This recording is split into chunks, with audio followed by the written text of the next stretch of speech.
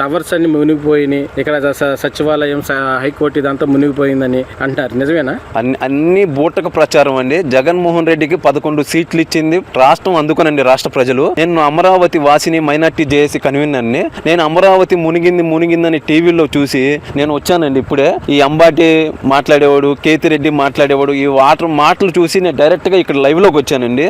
ఎక్కడైనా వాటర్ ఉన్నాయా? మా తాతల కాలం నుంచి చూసుకున్నా గానీ అమరావతి 29 గ్రామాలు కానీ, అమరావతి చుట్టుపక్కల కానీ, కృష్ణానది చుట్టుపక్కల కానీ 100 సంవత్సరాల నుంచి ఎక్కడ మునగలేదండి. 100 సంవత్సరాల చరిత్ర తీసుకున్నా కానీ ఎక్కడ మునగలేదండి. ఎందుకని మునిగిపోయింది అది ఇదని వీడియోస్ వాళ్ళ ఒక బూటక ప్రచారం అండి. ఫస్ట్ నుంచి కూడా అమరావతి మీద విషం జల్లేది ఎవరంటే జగన్మోహన్ రెడ్డి వైసీపీ ప్రభుత్వం అండి. ఫస్ట్ నుంచి కూడా ఇక్కడ జగన్మోహన్ రెడ్డి అమరావతిలో 29 గ్రామాల్లో 34,000 ఎకరాలు మొత్తం ఒక్కొక్క ఎకరం తాకట్టు పెట్టడమే తెలుసులే కానీ అభివృద్ధి దిశగా ఎక్కడ పోలేదండి. అభివృద్ధి దిశగా వెళ్తుంది ఐకానిక్ టవర్ అండి. ఇది 1, 2, 3 అండి.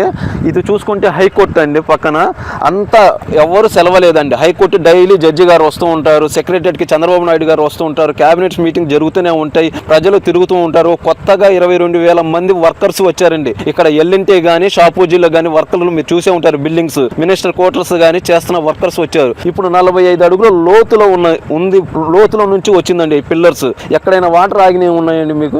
అంటే ఎందుకని నా చెప్పులకు కూడా వాటర్ తగలేదండి. ఎందుకని ఇలా ప్రచారం చేస్తున్నారు? ప్రచారం ఎందుకు చేస్తున్నారంటే అభివృద్ధి దిశగా అమరావతి వెళ్తుందండి. పెట్టుబడిదారులు రాకుండా దారి మళ్లించడానికి జగన్మోహన్ రెడ్డి ప్రయత్నిస్తున్నాడండి. కానీ ఇక్కడ అభివృద్ధి జరిగిద్దండి. అమరావతి ఎక్కడ మునగలేదండి. పెట్టుబడులు దారులు రాకుండా చేయాలనే ఒక ఇదితో జగన్మోహన్ రెడ్డి వెళ్తుందండి.